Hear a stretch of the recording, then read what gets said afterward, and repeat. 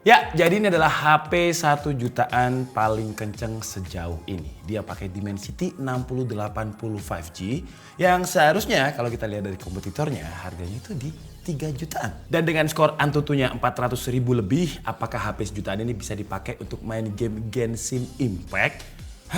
Sejutaan main game Genshin Impact?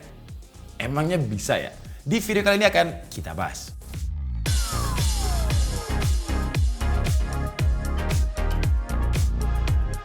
Jadi perkenalkan, ini adalah itel P55 yang kemarin udah sempet kita unboxing. Selling point-nya jelas ya, chipsetnya yang 5G dengan performa yang kenceng untuk harga 1,5 juta. Antutu ada di 400.000 lebih, performanya juga stabil, nggak throttle. Stability test di 3D Mark dapat 99% lebih. Kalau ditanya, Bang, kuat main game Genshin Impact gak? Jawabannya kuat sih. Kok ada sihnya? Karena kalau kita lihat di chart ini, angka terendahnya itu cuma di sekitar 30-an FPS. Sekali aja jatuhnya di 28 FPS ketika udah sekitar 1 jam main. Kalau ekspektasinya 60 FPS terus, harus diingat ya, ini HP yang harganya cuma 1,5 juta. Dapat FPS segini di Genshin sebenarnya udah beruntung banget. Terus kami juga coba dia untuk pakai cooling, apakah ada peningkatan performa? Jawabannya ada tapi nggak signifikan sih. Karena kalau kita lihat chartnya ini tetap aja stabilnya itu di 30-an FPS, pakai cooling atau enggak mirip. Cuman ya chartnya ini lebih ada tingginya lah ketimbang pakai coolingnya tadi.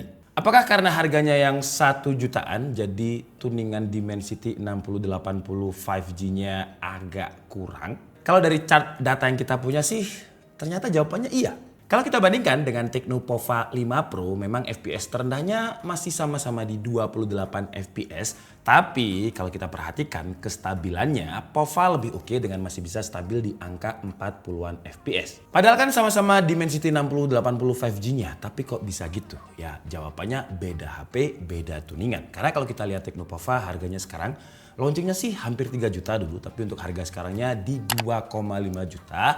Bedanya untuk Tecno Pova 5 Pro dia pakai RAM 8GB, storage 256. Sementara itel P55 untuk nurunin harganya, dia pakai RAM dengan konfigurasinya 6128. Dan Tecno ada pendingin grafinnya yang lebih besar, sementara itel nggak ada klaim tentang pendinginnya. Tapi kalau dibilang dia panas, sebenarnya nggak juga. Karena ketika kita udah main game Genshin Impact selama sekitar 1 jam, kita clear suhu permukaannya, suhu tertingginya itu ada di 38,5 derajat Celcius di bagian depan dan di bagian belakang di 36,4 derajat Celcius. Kalau game enteng-enteng kayak Mobile Legends, ya aman-aman aja sih ya. Dengan grafik low, refresh rate ultra dia bisa stabil di 60-an FPS. CODM juga sama, stabilnya di kisaran 59 FPS. Sementara PUBG dia dapatnya itu smooth ultra, jadi PUBG ya stabilnya 40-an FPS. Kalau kita lihat performanya tadi, bisa dibilang memang untuk harga 1,5 juta, HP ini secara performa sejauh ini ya, dia yang paling kenceng. Karena untuk nge-review HP ini saya harus mengingat-ingat lagi memori saya ketika saya nge-review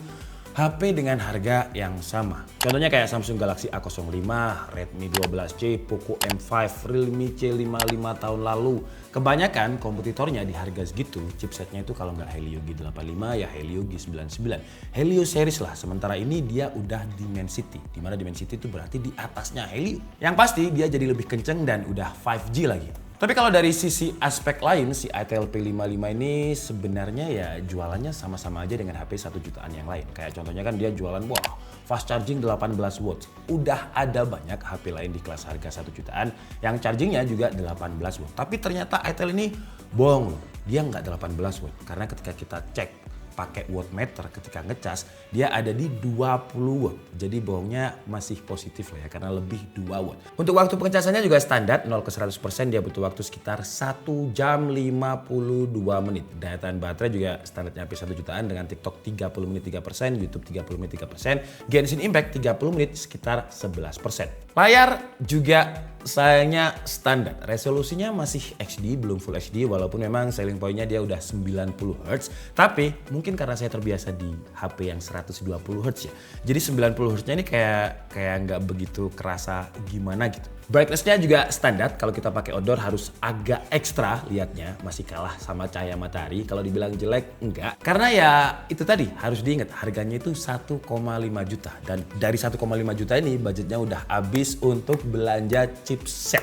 Karena teman-temannya yang lain kan masih pakai Helio, dia pakai Dimensity. Untuk kamera masih terbilang oke lah, walaupun bukan yang terbaik. Karena kalau saya ingat-ingat hasil smartphone lain di angka 1,5 juta, kameranya itu kayak hasil-hasil kamera webcam laptop gitu. Blur, nggak detail, fokusnya lambat, tapi si itel ini lebih baik. Dia cuma punya satu lensa belakang 50 megapiksel, yang satu nggak usah saya sebut karena yang bawah ini cuma 0,08 megapiksel, jadi nggak bakalan kepake. Lensa gimmick aja biar dia kelihatan mewah aja. Untuk kamera selfie ada di 8 megapiksel. Untuk record video, wah dia di atas rata-rata HP lain sih ya. Record videonya itu bisa 2K 30 fps baik kamera depan atau belakang. Tapi sekali lagi kalau harganya murah itu jangan berekspektasi yang lebih ya. Karena kalau kita bandingkan 2K 30 fps-nya dia dengan 1080 fps-nya dia sendiri aja itu kayak nggak ada perbedaan. Dan kalau kita bandingkan dengan HP lain pun, Full HD HP lain dengan 2K-nya si itel ini, kayak saya nggak bisa lihat perbedaannya di mana, kayak sama-sama aja. Oke, jadi ini adalah kualitas kamera depannya di resolusi 1080p 30 fps dan mikrofon yang sedang kita gunakan ini adalah mikrofon langsung dari itel P55. Kalau misalkan saya nggak gerak dan cahayanya melimpah sih oke banget ya. Wow. Tapi kalau misalkan saya gunakan untuk gerak, masih ada gempanya, ya normal HP dengan harga segini. Terus kalau misalkan saya gunakan untuk backlight, tuh, HDR-nya masih dapat ya ternyata ya. Biasanya di mode video kalau kayak gini, kayak fasad dan juga langit itu jadi satu. Tapi ini fasadnya masih dapat, tapi detail muka saya jadi agak dikorbanin ya. Wah, kalau misalkan overexpose banget kira-kira kayak gini. Terus kalau misalkan saya overexpose-nya di sini, fasadnya juga masih kelihatan, tapi awannya nggak terlalu kelihatan.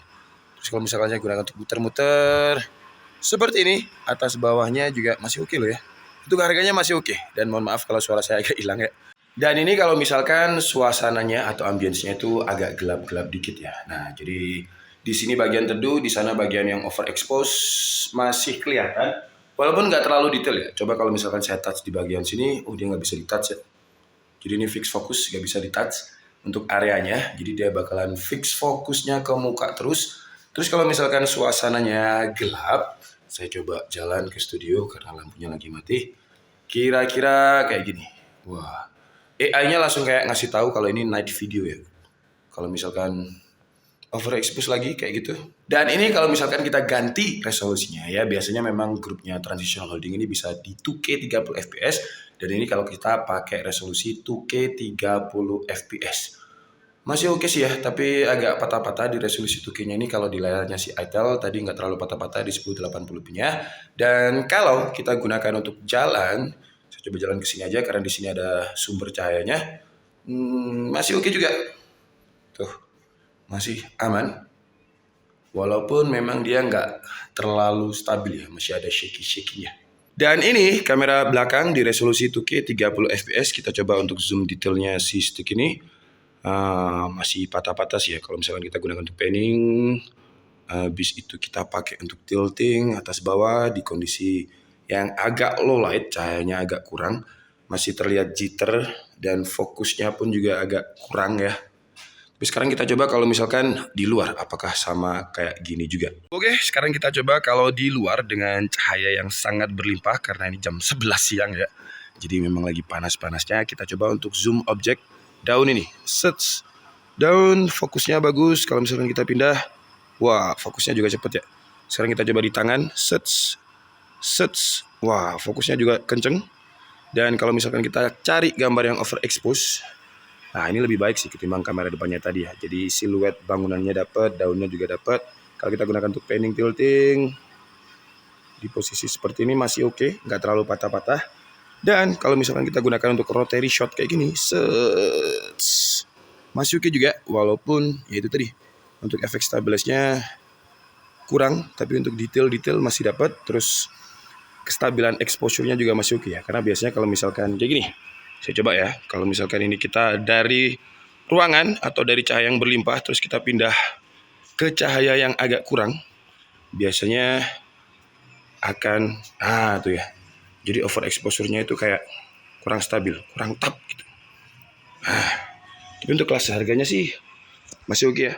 Secara detail sama, warna dan ketajaman sama, tapi ya harus saya ingetin lagi harganya ini 1,5 juta. Jangan beranggap karena dia pakai Dimensity nanti kalian lupa harganya. Harganya ini 1,5 juta ya, bukan 3 juta. Desain menurut saya setelah unboxing kemarin, first impression saya tetap ya. Jadi kalau misalkan saya hidupin HP-nya, tiap kali hidupin HP-nya, sets dan dia nyala, itu kayak langsung, iya ding, HP-nya 1,5 juta ya. Karena kalau tampak depan, kerasa banget entry levelnya. Bagian depannya ini masih tebel framenya, kameranya juga masih water drop. Tiap dihidupin itu kayak langsung keinget aja. Kalau bagian belakang sih masih oke, nggak terlalu terlihat murah dengan bingkai kameranya yang nggak terlalu mainstream permukaannya dan dia juga nggak terlalu nempel dengan fingerprint. Padahal saya termasuk orang yang tangannya ini cepet basah. Untuk HP-nya lumayan bulky dengan ketebalannya itu 8,4 mm, bobotnya 195 gram. Kalau dipegang dengan satu tangan rasanya agak ganjel, agak bulky ya. Kerasa tebel aja lah. Kurang nyaman jadinya. Kalau untuk OS dia udah kebagian Android 13, belum 14 ya, masih 13. Dan kalau kalian tanya apakah ada software update, si itel ini nggak kayak capres di negara Konoha, karena di capres di negara Konoha itu kan selalu janji-janji gitu ya. Nah, itel nggak menjanjikan berapa software update-nya, tapi mending janji nggak sih kalau misalkan nggak ada janji, paling nggak ada harapan lah. Fitur-fitur lain ya mirip sama Tecno atau Infinix. Di bagian special functionnya dia ada game mode, ada social turbo yang isinya kita bisa ganti suara, WA kita, voice changer, terus ada pick mode buat inti pesan tanpa dibaca di WhatsApp. Ada video beauty juga, ya ini cocok buat Tomo karena Tomo ini akhir-akhir ini suka sleep call ya. Jadi kalau pakai video retouching ini di WA, mukanya walaupun belum mandi bisa kelihatan mandi lah minimal. Dan ada dynamic bar, tapi dynamic barnya ini jatuhnya kayak menurut saya ya kayak aneh karena layarnya ini kan XD, belum full XD, terus dia pakai IPS belum OLED. Jadi ketika dicas dia bakalan muncul kayak dynamic barnya, animasinya, tapi kayak aneh karena warna hitam water drop kameranya sama warna hitam dynamic barnya itu beda. Jadi jatuhnya kayak nggak nyatu gitu, aneh aja. Tapi ya namanya HP sejutaan dan dia mencoba memberikan fitur di kelas 3 jutaan ya wajar lah. Dikasih chipset yang kenceng aja udah sangat menguntungkan buat kita. Sensor ada lumayan banyak, kalian bisa lihat di footage ini. Tapi yang absen sensor yang sering banget saya pakai sayangnya yaitu NFC. Karena di Malang ini sekarang udah kayak Jakarta, jadi kalau misalkan saya parkir di mall di mana itu harus pakai e-tol, tap gitu. Nah kalau misalkan HP-nya nggak ada NFC, saya jadi harus ke Indomaret dulu untuk isi e-tol. Ribet. Oke lah, jadi mungkin cukup segitu aja video review dari itel P55. Kesimpulannya masih sama pendapat saya dengan video unboxing saya kemarin. Kalau kalian carinya HP sejutaan dengan performa yang paling kenceng, sejauh ini masih dipegang sama itel. Karena teman-temannya yang lain itu masih pakai Helio, dia udah pakai Dimensity 6080 5G. Kamera bukan yang terbaik tapi masih oke banget di kelas harganya. Chargingnya juga ternyata 20 watt, ngecasnya itu 1 jam 52 menit. 3 poin ini sih yang menurut saya menjadi selling point dari itel P55. Karena untuk poin yang lain menurut saya poin-poin yang ada juga di kompetitornya. Kayak layarnya ya sama-sama aja XD 90Hz, speaker juga mono, desainnya, bobotnya, dipegangnya juga lumayan tebel. Ya standarnya HP 1 jutaan. Terus buat yang kayak saya sering banget pakai e-tol, ini bukan HP yang tepat. Karena kalau kita ngomongin HP 1,5 juta, sebenarnya banyak HP 1,5 jutaan yang udah ada NFC. Tapi komprominya ya performanya nggak sekenceng si itel P55. Tapi buat kalian yang sering pakai e-tol kayak saya, itel P55 ini bukan pilihan yang tepat karena banyak kok HP 1,5 jutaan lain yang ada NFC-nya. Walaupun kekurangan mereka itu chipset ya. Mereka belum bisa move on dari Helio. Redmi 13C aja juga masih Helio dan kalau kalian tanya Redmi 13C dengan itel P55 ini bagus mana? Saya belum bisa jawab ya karena untuk Redmi 13C saya belum pernah megang jadi belum berani kasih opini. Tapi menurut kalian kalau dikasih pilihan antara Redmi 13C atau itel P55, kalian bakal pilih mana? Coba deh tulis di kolom komentar. Saya Dika Setiabudi and see you on the next video. Bye-bye.